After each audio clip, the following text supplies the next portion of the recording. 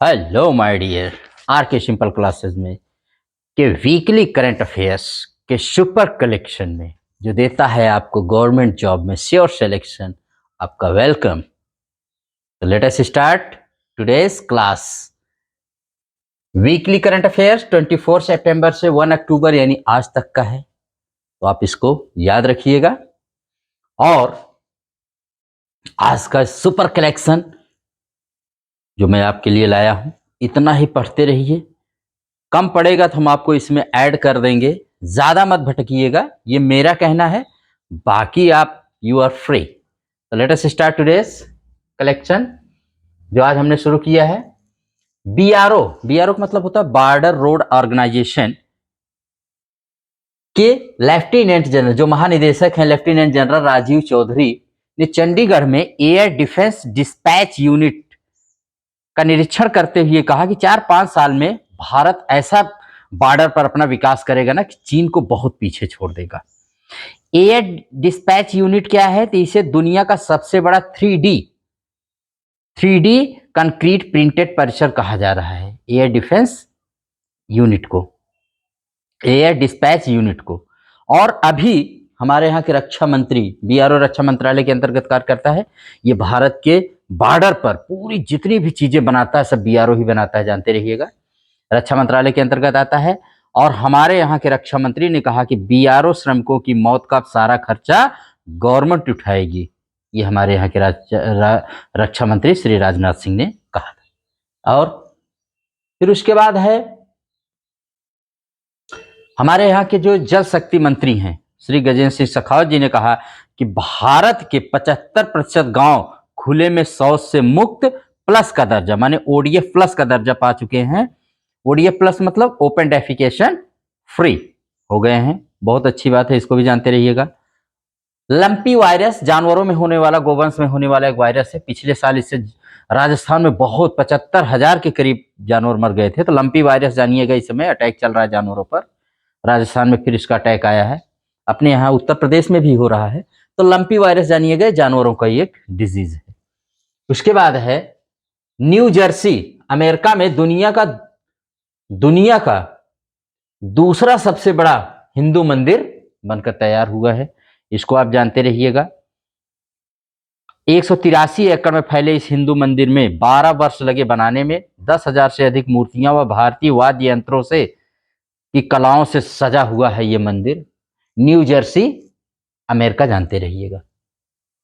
PM Modi ji को आ जाइए, देखिए इन्होंने क्या क्या अभी काम किया है भाई। ये तो हमेशा बहुत बिजी रहते हैं, एक से एक डेली इनके प्रोग्राम लगे ही रहते हैं।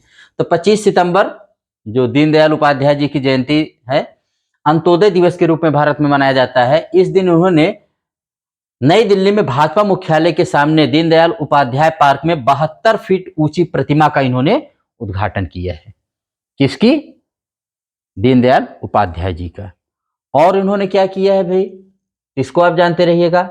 यूट्यूब फैन फेस्ट 2023 में बोलते हुए मोदी जी ने वर्चुअली बोलते हुए कहा कि यूट्यूबर जो होते हैं, यूट्यूबर वो भारत में एक तो डिजिटल लेन देन को बढ़ावा देने वाले प्रोग्राम बनाएं, दूसरे स्वच्छता के प्रति लोगों को जागरूक करें, तीसरा इन्होंने कहा कि ऐसा प्रोग्राम बनाए कि 2047 तक हमारा देश ना विकसित भारत हो जाए। ये 3 चीजें उन्होंने यूट्यूबर से कही है।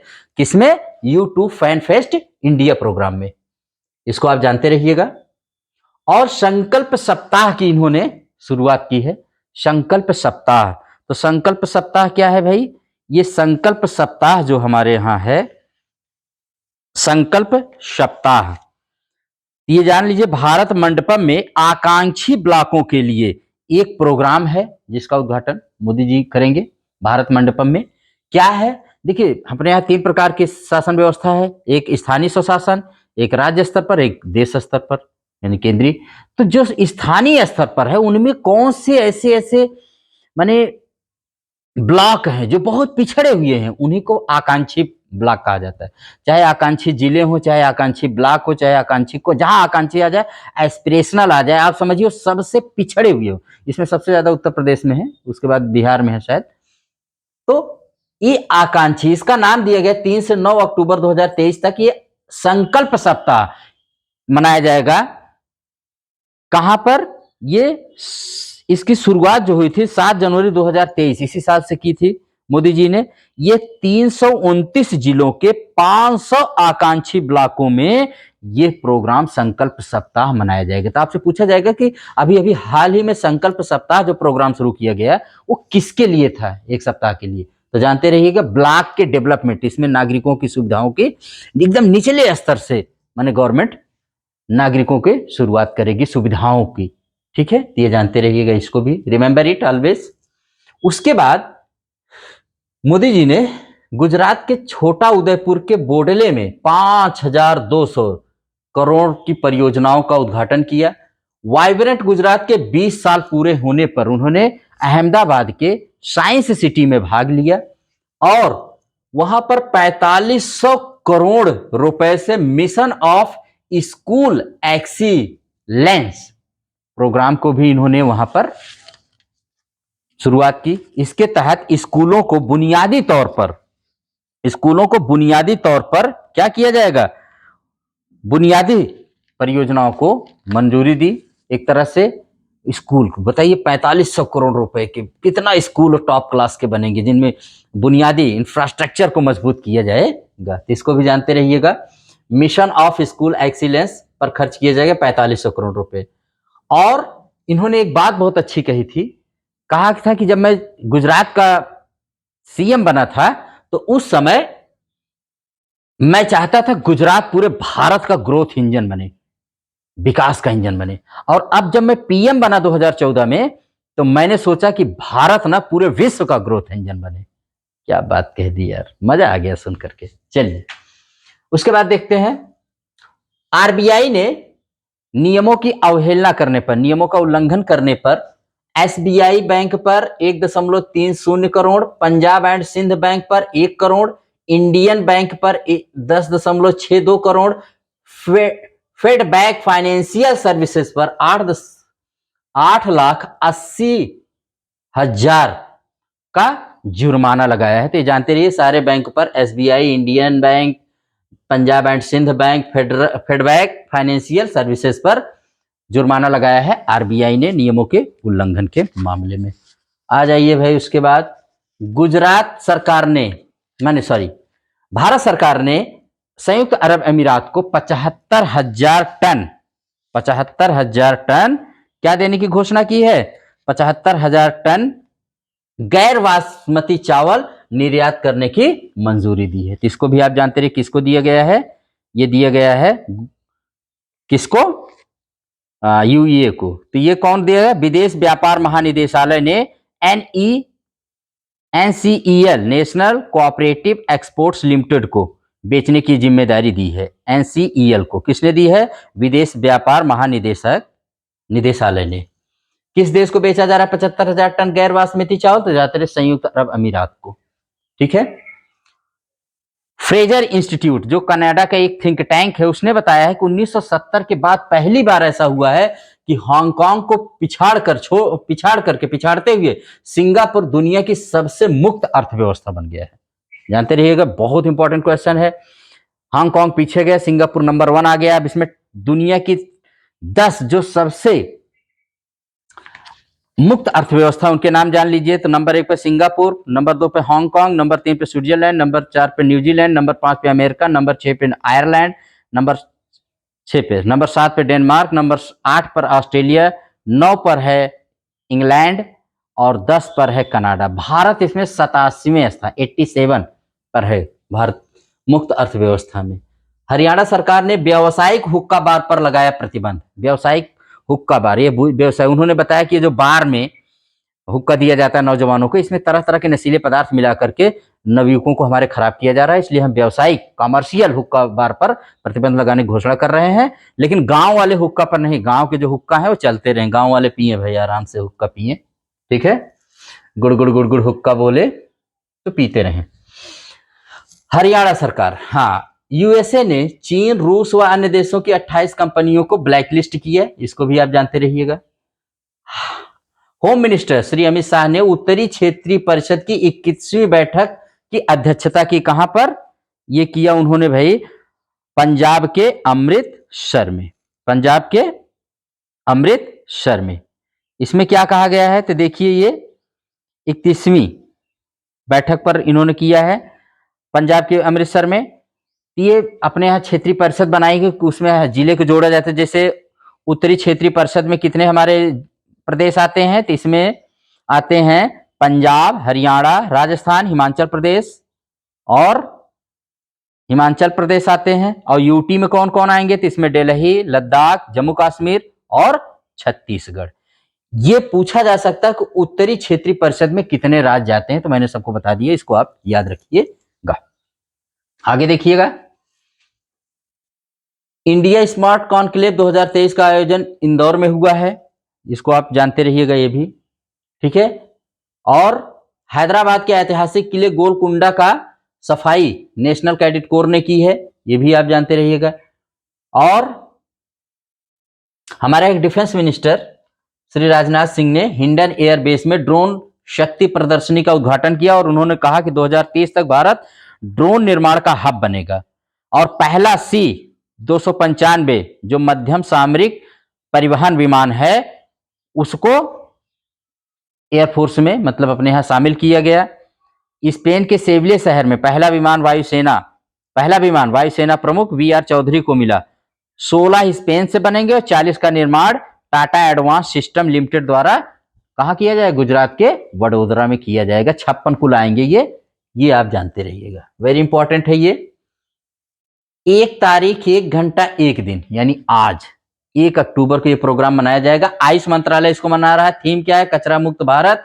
और ये स्वच्छता अभियान का एक हिस्सा है। इसमें 300 से ज्यादा प्रोग्राम आयुष मंत्रालय द्वारा पूरे देश में आयोजित किए जाएंगे आज 10 बजे, ठीक है। तो इसको भी आप लोग जानते रहिएगा। मूडीज द्वारा आधार को अविश्वसनीय बताने पर भारत सरकार ने कहा कि आधार दुनिया की सबसे भरोसेमंद आईडी है। देखिए, मूडीज ने कहा ना कि देखिए आधार जो होता है, जो हमारे लेबर क्लास के लोग होते हैं, बहुत काम करते हैं हाथों से, तो उनकी फिंगरप्रिंट में कुछ खराबी आ जाती है कुछ सालों के बाद। और भारत का तापमान भी ऐसा है कि यहाँ पर कुछ, लेकिन भारत सरकार ने कहा नहीं, आधार ही सबसे अच्छा हमारा आईडी है। ये मूडीज का, तो बता दीजिए, अभी पूछा जाएगा कि किसने आधार पर प्रश्न चिन्ह उठाया है, तो मूडीज जानते रहिएगा। मूडीज क्या है, ये एक तरह की रेटिंग एजेंसी है, इसको भी आप जानते रहिएगा। और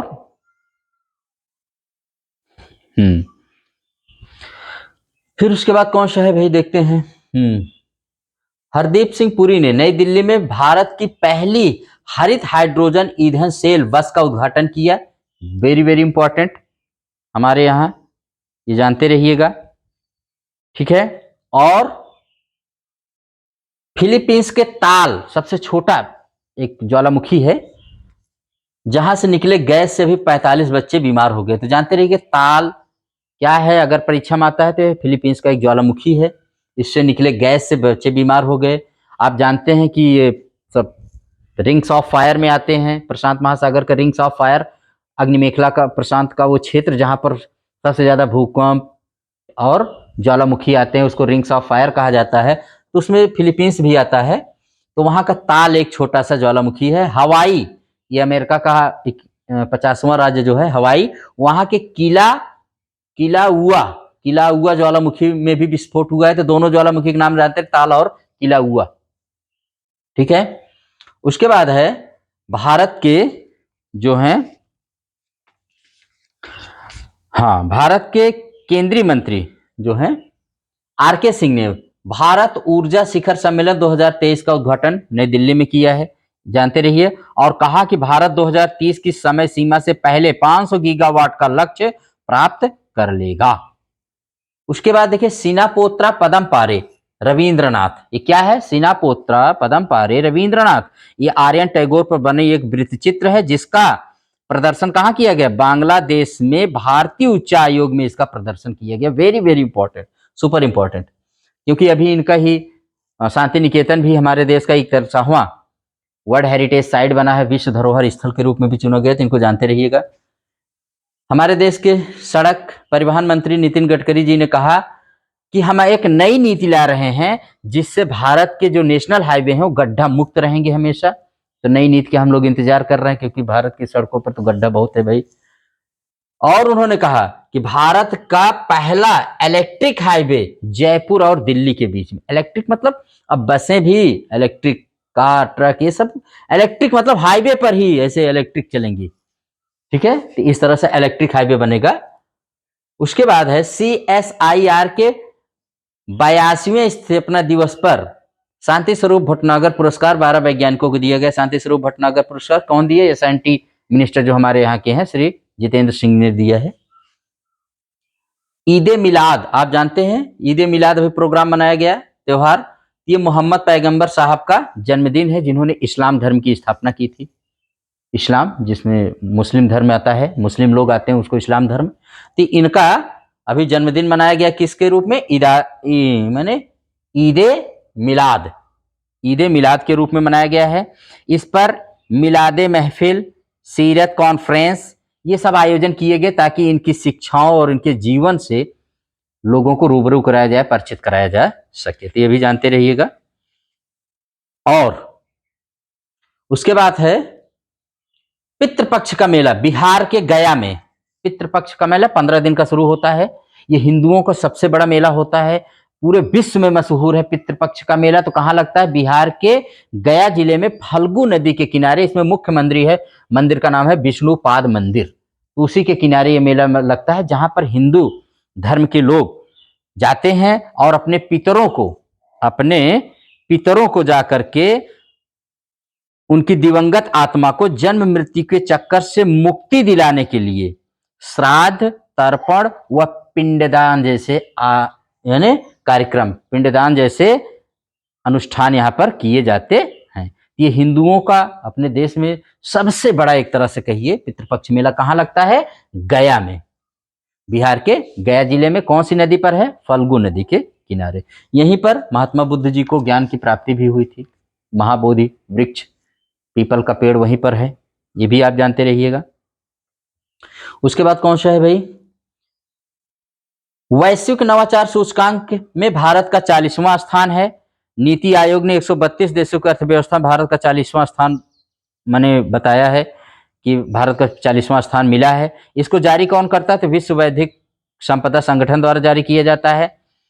नीति आयोग ने बताया कि 2015 में भारत का 21वां रैंक था, जो आज 2023 में 40वां। तो हम लोग बहुत सुधार कर लिए हैं। उसके बाद भारतीय सेना ने 197वां गनर्स दिवस मनाया 28 सितंबर को, क्योंकि 1827 में इसी दिन माउंटेन बैटरी की स्थापना की गई थी। इसलिए हर वर्ष इसकी स्थापना दिवस को गनर्स डे के रूप में मनाया जाता है। तो 197वां गनर्स डे अभी हमारे किसने मनाया भाई? भारतीय सेना ने मनाया। चलिए, भारतीय भाषाओं की गौरव गाथा का 75 दिवसीय आयोजन कहां शुरू हुआ? भारतीय भाषा उत्सव, ये लखनऊ में शुरू हुआ है। ठीक है, इसमें अंग्रेजी के अलावा भारत की भाषाओं में स्कूलों में बच्चों को बताया जाएगा कि आप दूसरी भाषा में नमस्कार, वड़क्कम ये सब बोलिए, दूसरी भाषाओं का सम्मान करना चाहिए, सीखिए। उत्तर प्रदेश संस्कृत संस्थान और ऑक्सफोर्ड यूनिवर्सिटी प्रेस ने मिलकर के एक ऐसी डिक्शनरी बनाएंगे जिसमें 3 भाषाओं में हिंदी और अंग्रेजी और संस्कृत के शब्द एक साथ रहेंगे। इसको भी आप जानते रहिएगा। पंजाब के 19 किसान संगठनों ने रेल रोको आंदोलन किया। इसमें उनकी मांग है कि जो हमारे यहाँ के बाढ़ प्रभावित लोगों हैं उनको कम से कम 50,000 मुआवजा दिया जाए। फसलों के लिए मिनिमम सपोर्ट गारंटी माने न्यूनतम समर्थन मूल्य की कानूनी गारंटी मिले। इस मांग को लेकर इन्होंने रेल रोको आंदोलन शुरू किया। राष्ट्रपति ने नारी शक्ति वंदन अधिनियम को पारित कर दिया है। लोकसभा राज्यसभा में पहले से ही पारित है, जानते हैं। अब ये अधिनियम बन गया है, लेकिन तब तक कानून नहीं बनेगा जब तक केंद्र सरकार इसको लागू नहीं करेगी। तो इसको इंपॉर्टेंट, राष्ट्रपति के साइन से ही कानून नहीं बन जाएगा। अधिनियम बन गया है, लेकिन अभी देश में लागू जिस दिन करेगी उस दिन ये पूरी तरह से कानून हो जाएगा। इसको भी जानते रहिएगा। और राष्ट्रपति ने 2020-21 के राष्ट्रीय सेवा योजन पुरस्कार 52 लोगों को दिया है। ये राष्ट्रीय सेवा योजन पुरस्कार कौन देता है? तो युवा कार्यक्रम और खेल मंत्रालय द्वारा राष्ट्रीय सेवा योजन पुरस्कार प्रदान किया जाता है। यह केंद्रीय क्षेत्र का कार्यक्रम है। इसकी शुरुआत 1969 से हुई है। इसका उद्देश्य है स्वयंसेवी प्रयासों के जरिए विद्यार्थियों और युवाओं में के व्यक्तित्व का विकास और चरित्र निर्माण करना। उसके बाद है, अब हम आप देख लेते हैं कुछ और इसमें प्रोग्राम है भाई। राष्ट्रपति ने मध्य प्रदेश के जबलपुर में हाई कोर्ट के नई बिल्डिंग का शिलान्यास किया है, जो 460 करोड़ रुपए से बन रही। तो जानते हैं मध्य प्रदेश का जो हाई कोर्ट है वो जबलपुर में है, जबकि राजधानी भोपाल में। वेरी वेरी इंपॉर्टेंट, इसको जानते रहिएगा। भारत सरकार ने सशस्त्र बल विशेष अधिनियम, जिसे अफस्पा कहते हैं, मैंने arm forces special protection act, इसको अरुणाचल प्रदेश, नागालैंड, मणिपुर में 1 अक्टूबर से अगले 6 माह के लिए बढ़ा दिया है। कहीं पर भी इस अफस्पा कानून को लागू करने के लिए केंद्र सरकार को उसे अशांत क्षेत्र घोषित करना पड़ता है। इनको तीनों में कुछ जगहों पर, कुछ जिलों में या कुछ स्थानों में, ये कहीं पर भी केंद्र सरकार लगा देती है। ये बहुत सख्त कानून है अपने देश का। अपने देश के उपद्रवियों से निपटने के लिए भारत सरकार ये कानून लाती है। 27 सितंबर विश्व पर्यटन दिवस मनाया गया। इसमें थीम थी पर्यटन व हरित निवेश। रेइक गांव मिजोरम के ममित जिले का, इसको सर्वश्रेष्ठ स्वर्ण क्षेत्र में, स्वर्ण श्रेणी में सर्वश्रेष्ठ गांव चुना गया रेइक गांव को मिजोरम के। और तलाव गांव हरियाणा के झज्जर जिले में स्थित हरियाणा के इस को कांस्य श्रेणी में सर्वश्रेष्ठ पर्यटन गांव चुना गया। तो तलाव गांव हरियाणा का है, रेइक गांव मिजोरम का है, और इनको सबको कहां सम्मानित किया गया? तो भारत मंडपम नई दिल्ली में इनको सबको सम्मानित किया गया है। उसके बाद देखते हैं G4 क्या है। तो G4 जानते रहिएगा। G4 ये ब्राजील, जर्मनी, जापान और भारत, ये 4 देशों का एक संगठन है जो चाहते हैं कि जो यूनाइटेड नेशंस सिक्योरिटी काउंसिल है, जिसमें 5 वीटो पावर वाले देश हैं, उनमें ये 4 देश भी चाहते हैं कि मुझे भी परमानेंट इसका सदस्य बनाया जाए। इन लोगों ने G4 के नाम से एक अपना संगठन बनाया है। अभी 78वां सेशन इसका हुआ है 2023 में। तो इसमें इन लोगों ने अपनी बात रखा और इतना कहा कि 2024 और 25 तक मुझे रिजल्ट चाहिए, इसका विस्तार करिए। संयुक्त राष्ट्र संघ का 1945 में बना हुआ है ना, अभी आज तक आपने विस्तार नहीं किया। हम लोगों को 4 देशों ने स्पष्ट रूप से कहा, ब्राजील, जर्मनी, जापान, भारत, इन चारों ने कहा कि मुझे भी स्थान दीजिए, परमानेंट बनाइए। ठीक है, इसको जानते रहिएगा। दिल्ली के मुख्यमंत्री अरविंद केजरीवाल जी ने 15 पॉइंट का विंटर एक्शन प्लान जारी किया है, ये दिल्ली को प्रदूषण से बचाने, क्योंकि दिल्ली ना ठंडी में धुएं का सिटी हो जाती है। तो प्रदूषण से बचाने के लिए क्या किया? 15 पॉइंट का विंटर एक्शन प्लान बनाया है। जीलैंडिया, ये भारतीय विश्व के वैज्ञानिकों ने ये विश्व का 8वां महाद्वीप अभी खोजा है। कहाँ है ये बता रहे हैं कि 94% इसका भाग पानी में डूबा हुआ प्रशांत महासागर में, 6% भाग न्यूजीलैंड के बगल में एक द्वीप के रूप में बस दिखाई दे रहा है बस। और बता रहे हैं कि गोंडवाना सुपर कॉन्टिनेंट का कभी ये हिस्सा था। कौन? जीलैंडिया। तो जीलैंडिया जानते रहिएगा 8वां महाद्वीप है विश्व का। इसके पहले 7 हैं, एशिया, अफ्रीका, उत्तरी अमेरिका, दक्षिणी अमेरिका, ऑस्ट्रेलिया, यूरोप और एक हमारा है अंटार्कटिका। तो 8वां है जीलैंडिया। ठीक है, आ जाते हैं यहां पर आमिर खान पर्सन्स कौन कौन से न्यूज में है। तो आमिर खान हिमाचल प्रदेश में आए बाढ़ व राहत में इन्होंने के लिए 25 लाख रुपया भाई दिया है। बहुत अच्छी तरह से इनको जानते रहिए, 25 लाख रुपया इनको इन्होंने दिया है। वहां के सीएम ने इनको बधाई दी है। ओकर तुर्क, ये संयुक्त राष्ट्र मानवाधिकार आयुक्त हैं, जिन्होंने भारत द्वारा 33% आरक्षण, जो नारी शक्ति बंधन अधिनियम अभी पारित किया गया भारत की संसद द्वारा, उसकी बड़ी प्रशंसा की है इन्होंने, वोकर तुर्क ने। केजी जॉर्ज, ये मलयालम फिल्म निर्माता निर्देशक है, जिनकी अभी हाल ही में क्या हो गई भाई? निधन हो गया है, इनका देहांत हो गया है केजी जॉर्ज का। दिनेश जौहरी, ये उत्तर प्रदेश के पूर्व मंत्री थे, इनका भी निधन हो गया है।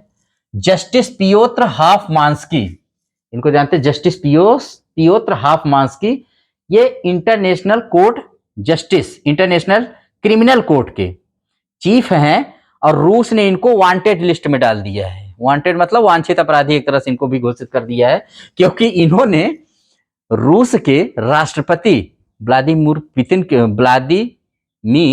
पुतिन के खिलाफ क्या जारी कर दिया है? इन्होंने अरेस्ट वारंट जारी किया हुआ है। रूस ने भी कहा ठीक है, तुम भी जहां मिलोगे ना तुमको भी वांटेड लिस्ट में ले लिया है अपने। तो जानते रहिए जस्टिस पियोत्र हॉफमांस्की। अल्पना कटेजा, ये राजस्थान के राजस्थान यूनिवर्सिटी जो जयपुर में है उसकी पहली महिला स्थायी वाइस चांसलर बनाई गई हैं। सुखदेव भट्ट, ये 105वें मन की बात में मोदी जी ने इनका बड़ी प्रशंसा की है, क्योंकि इन्होंने एक ऑपरेशन कोबरा चला करके बता रहे हैं कि इन्होंने 30,000 से अधिक सांपों की जिंदगी बचाई है। तो इनको याद रखिएगा भाई, सुखदेव भट्ट जी को। कसांड्रा माय स्पिटमन या कैसमी, ये जर्मनी की अंधी गायिका हैं जिनकी 105वें एपिसोड में मोदी जी ने बात की है। इनको भारत की संस्कृति, कला और सभ्यता से बड़ा लगाव है। ये बड़ा अच्छा मैंने भी सुना था, ये मंत्र पढ़ी थी भगवान का इन्होंने। इनको भी जानते रहिएगा, कसांड्रा माय स्पिटमन या कैशमी, ये जर्मनी की अंधी गायिका हैं। ये भी न्यूज में है। अमित खरे, ये प्रधानमंत्री मोदी के सलाहकार बनाए गए हैं। इनको सेवा विस्तार दिया गया इसलिए चर्चा में है। भारत देश के भी अधिकारी हैं भाई। एम राजेश्वर राय भारत सरकार ने आरबीआई के डिप्टी गवर्नर हैं ये थे, इनका भी 1 वर्ष का सेवा विस्तार दिया है। हरिवंश नारायण सिंह, इनको जानते रहिए, राज्यसभा के उपसभापति हैं। राज्यसभा के सभापति तो भारत के राष्ट्रपति उपराष्ट्रपति होते हैं। ये जोहान्सबर्ग में 9वें ब्रिक्स संसदीय मंच में संसद में के एक प्रतिनिधित्व मंडल का नेतृत्व करेंगे। जोहान्सबर्ग में 9वें ब्रिक्स संसदीय मंच में संसद के एक प्रतिनिधि मंडल का नेतृत्व करेंगे। पहला ब्रिक्स संसदीय मंच 8 जून 2015 को मॉस्को में रूस की अध्यक्षता में हुआ था, ये भी आप याद रखिएगा। वहीदा रहमान, इनको 69वां दादा साहब फाल्के पुरस्कार 2021 के लिए दिया गया है, ये भी वेरी इंपॉर्टेंट, जानते रहिएगा। अमनप्रीत सिंह, ISSF, अमनप्रीत सिंह को जान लीजिए भाई। ISS विश्व निशानेबाजी प्रतियोगिता 25 मीटर स्टैंडर्ड पिस्टल स्पर्धा में स्वर्ण पदक जीता। कहां? अजरबैजान के बाकू में।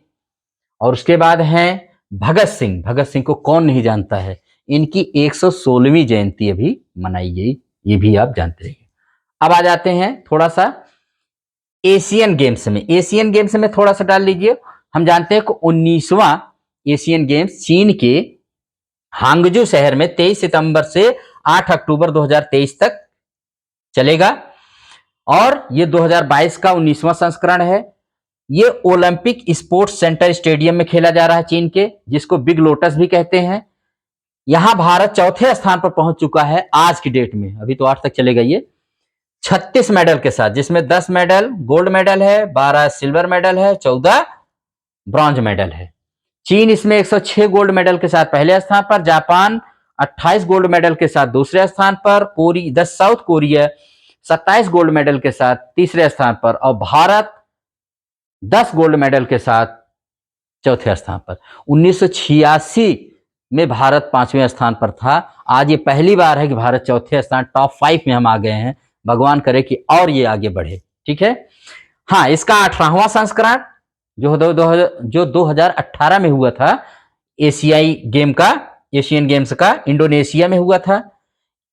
इसमें देखो एशियन गेम्स, जिसको एशियाड भी कहते हैं, इसमें सिर्फ एशिया के महाद्वीप के ही खिलाड़ी भाग लेते हैं, जो हर 4 साल पर होता है। 2026 में इसका 20वां संस्करण कहां होगा? जापान में। पहला संस्करण एशियन गेम्स का 1951 में नई दिल्ली में हुआ था, और एशियन गेम्स के जनक जो हैं वो गुरुदत्त सोंधी हैं, जो भारत के महान शिक्षाविद और खेल प्रशासक थे। ये आप जानते रहिएगा। 19वां एशियन गेम्स जो चीन के हांगजू में चल रहा है। अब अगली बार जब बनाएंगे तो जाहिर सी बात है उस दिन तक क्लियर हो ही जाएगा। अब आते हैं हमारे देश के एक बहुत बड़े वैज्ञानिक का 28 सितंबर को निधन हो गया। उनके बारे में यही जानकारी देने के बाद इस प्रोग्राम को यहीं पर एंड करते हैं। उनका नाम है डॉक्टर MS स्वामीनाथन। कौन नहीं जानता है।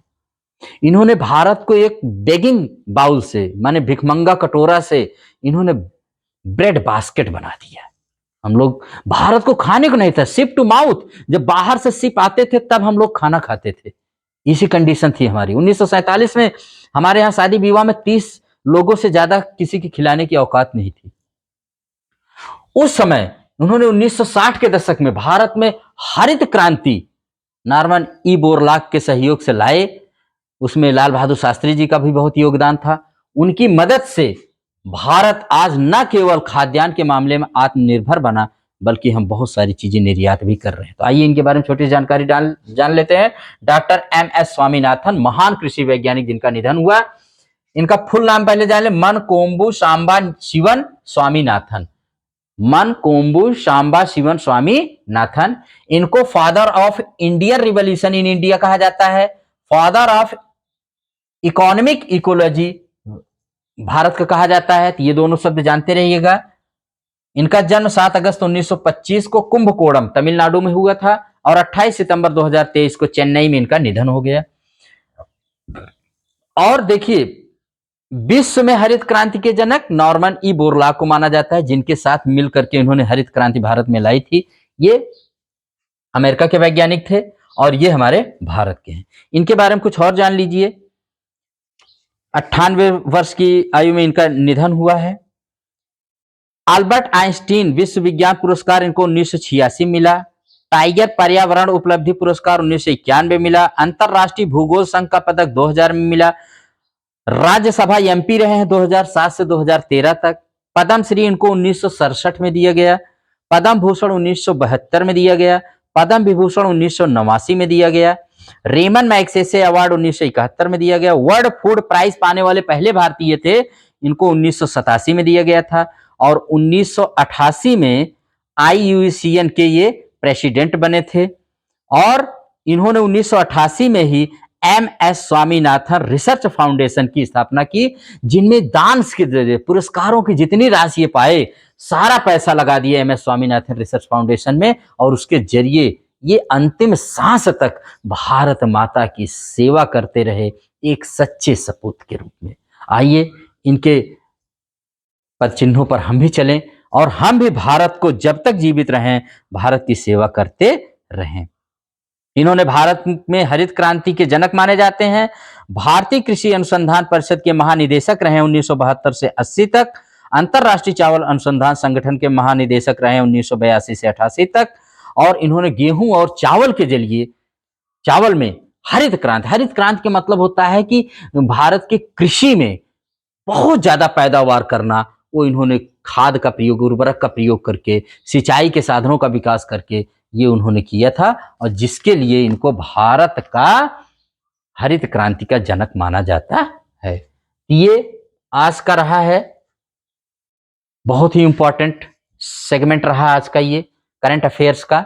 आई होप कि आप लोग इसको एंजॉय करेंगे, खूब अच्छे से एंजॉय करिए, और जितनी मैंने बातें आपको बताई हैं इनको आप जानते रहिएगा, ठीक है। और अगले सेशन में फिर हम लेकर के आएंगे एक फिर अच्छा सा कलेक्शन करके। तब तक आप इसको बार बार सुनते रहिए, ये कलेक्शन आपके बहुत काम आएगा, क्योंकि यही कलेक्शन देगा आपको सिलेक्शन। अगर ये वीडियो आपको अच्छा लगे, यूजफुल लगे, एजुकेटिव लगे, तो आप चैनल को लाइक, सब्सक्राइब एंड कमेंट कर सकते हैं। Thank you very much.